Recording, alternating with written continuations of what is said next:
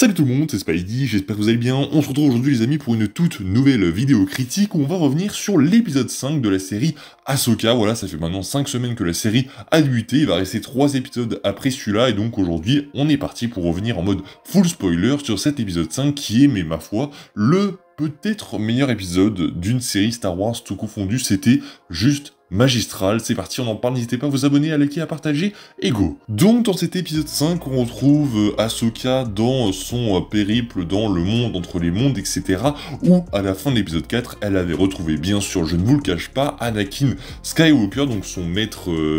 son maître passé. Et donc, là, on va suivre Ahsoka pendant une grosse moitié d'épisode. Déjà, l'épisode dure 52 minutes, et ça, c'est une très bonne chose. On va suivre donc Ahsoka en parallèle avec Hera et son fils pendant la moitié de l'épisode, et ensuite on va avoir une autre fin d'épisode dont on parlera après, mais on va commencer par parler de cet épisode, de cette première moitié d'épisode qui a été juste incroyable, phénoménal. C'est incroyable la manière dont ils ont amené tout ça, la manière dont tout ça a été pensé, c'était juste fou. Certains crieront scandale seulement parce que c'est du fanservice, mais le fanservice marche extrêmement bien dans cet épisode, il est très intelligent, il n'est pas placé juste là pour vous montrer, regardez, il y a Anakin Skywalker. Par exemple, dans Obi-Wan Kenobi, le fait qu'on nous mette Dark Vador, etc., c'était beaucoup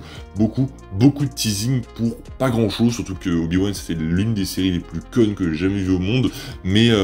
là, c'est extrêmement bon, et The Mandalorian saison 3, c'était un petit peu un flop, on va pas se mentir, comparé à ça, ça fait un peu ridicule, parce que là, on sent qu'il y a de l'ambition, on sent qu'il y a du budget, en fait, à chaque fois que je vois un plan qui est magnifique, je me dis, mais pourquoi vous avez pas mis autant de budget dans la saison 3 de The Mandalorian? C'est pas possible, parce que là, vraiment, tout est nickel, tout est parfait, et il y en a qui se demandaient pourquoi en fait ils allaient diffuser cet épisode 5 au cinéma, et je pense que j'ai compris, c'est-à-dire qu'on utilise beaucoup la musique de Star Wars, etc., enfin qu'on avait pu retrouver dans les anciennes trilogies, on utilise beaucoup de ça, et même au-delà de ça, je trouve que l'épisode fait très film, c'est-à-dire que c'est filmé comme un film, c'est des décors de film, et ça marche extrêmement bien, et ça fait gros projet avec beaucoup d'ambition, et c'est ça qui est vraiment incroyable depuis le début avec Ahsoka, et là, cet épisode va donc nous donner plein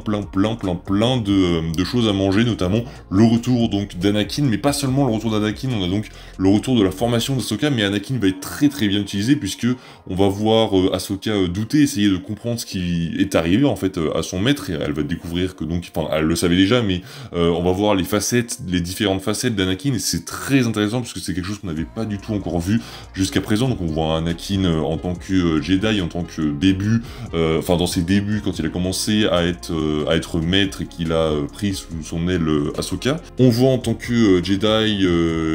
bien accompli, c'est-à-dire avec sa belle coupe aux cheveux longs, etc. Il est d'ailleurs, ceux qui se plaignaient de la CGI la semaine dernière, je trouve que là elle est parfaite, elle marche super bien. Et on a donc sa facette en tant que Dark Vador, en tant que début de Sith, et c'était ça qui était très cool d'ailleurs. La mise en scène de Dave Filoni, mais bordel, donnez-lui un Oscar, c'est pas possible, c'est très intelligent, c'est bien joué, c'est succulent. Voilà, cet épisode était succulent, c'était tellement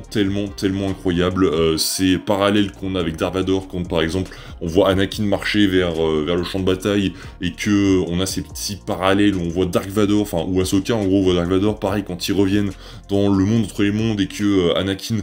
devient Dark Vador, enfin que en gros il y a un parallèle avec Dark Vador avec sa respiration, c'est très bien joué, voilà, c'est magnifique, et ça marche en fait, parce que c'est très bien utilisé, et bordel, c'était mais juste incroyable. Sinon en soi les batailles qu'on voit, c'est pas ça qui est incroyable. Alors oui, on voit Rex à un moment, ça c'est très cool, d'ailleurs c'est la première fois je crois qu'on le voit en live action, et c'était super cool, mais c'est pas ça qui fait que c'est ouf, c'est la relation entre Ahsoka et Anakin, et c'est surtout le fait que Anakin soit vraiment développé dans cette série, je vous le dis, hein. Anakin a été plus développé dans un épisode d'Ahsoka, dans 20 minutes d'Ahsoka, que dans l'entièreté de la série Obi-Wan, hein. C'est quand même assez dingue. Ils avaient l'occasion avec Obi-Wan de revenir sur des choses qu'on n'avait pas vues quand Anakin était apprenti avec Obi-Wan, on a juste eu un vieux flashback pourri en début d'épisode 3 d'Obi-Wan, et là, en 20 minutes, on prend le temps de nous montrer ce qu'Anakin était, etc., pour ceux qui n'ont pas forcément suivi Clone Wars, et c'était juste fou. Alors les décors par contre dans les batailles ils sont pas forcément fous, c'est là où tu vois que ça pêche un petit peu, c'est que on rend tout flou en fait, puisque on voit qu'on utilise des écrans, et là pour le coup ça se voit énormément,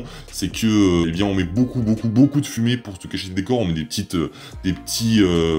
comment ça s'appelle, c'est des anciens quadripodes des clones, en fond on met beaucoup de lumière, de jeu d'effet, ça marche pour le coup, mais on sent quand même qu'il y a peu de budget dans les décors, alors dans les décors pour ces batailles-là, parce que le reste, c'est magnifique, c'est-à-dire que le reste de l'épisode, on est toujours sur la planète de Cytos, je crois qu'elle s'appelle, cette planète avec les arbres rouges, c'est magnifique, tous les plans sont ouf, d'ailleurs le traitement de l'eau, je trouve super cool, et donc, et bien ensuite, Ahsoka va revenir, et elle va être, elle va essayer de trouver une solution pour, retrouver Sabine et Ezra par la même occasion, et Thrawn. Enfin, on a la scène donc avec les Purrgil, où enfin, Ahsoka va pouvoir rejoindre, Ezra, Sabine et tout le tralala, et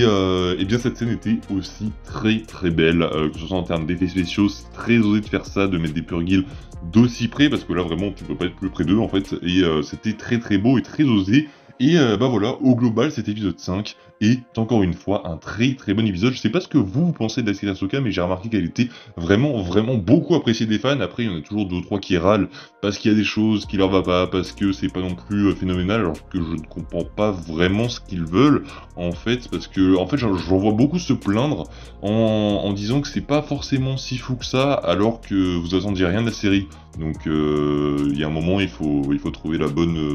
ça n'a pas de sens, mais bon, voilà, moi je trouve que la série est parfaite, pour l'instant, c'est un sans faute, il y a peut-être un épisode ou 2 qui sont pas forcément les meilleurs du monde, les plus intéressants du monde, mais là, depuis l'épisode 3, c'est quand même très bon, ça fait que monter en intensité, ça fait que monter en qualité également, donc si on va comme ça jusqu'à la fin, ça pourrait devenir la meilleure série Star Wars qu'on ait jamais eue. Alors quand même, je trouve que The Mandalorian saison 1 et 2 sont de très bonnes séries, Andor aussi c'est très bon, voilà, Andor en termes de qualité ça restera toujours au-dessus, mais pas en termes de qualité visuelle, en termes de qualité juste d'écriture de la série, c'est un autre level, mais Ahsoka reste quand même très cool à ce niveau-là, donc je suis vraiment content de ce que la série nous propose jusqu'à maintenant. Voilà, dites-moi vous ce que vous avez pensé de cet épisode, est-ce que le retour d'Anakin vous plaît ou non, est-ce que vous trouvez que c'est du fanservice ou non, parce que je pense que ça va faire beaucoup de débats, même si la majorité quand même devrait apprécier le retour d'Aiden Christensen dans le rôle, ça fait plaisir, on a enfin l'impression d'être respectés, nous les fans de Star Wars, à notre juste valeur, d'avoir quelque chose qui nous plaît enfin, donc voilà, je suis très content. On arrive à la fin de cette vidéo, n'hésitez pas à me dire en commentaire ce que vous avez pensé de l'épisode, ça je vous l'ai déjà dit, on se retrouve nous, très bientôt pour une prochaine vidéo, peut-être dans quelques heures, si un State of Play est annoncé pour Marvel Spider-Man 2, on verra bien. N'hésitez pas à vous abonner, liker, partager, je vous dis à la prochaine, c'était Spidey, prenez soin de vous, salut tout le monde!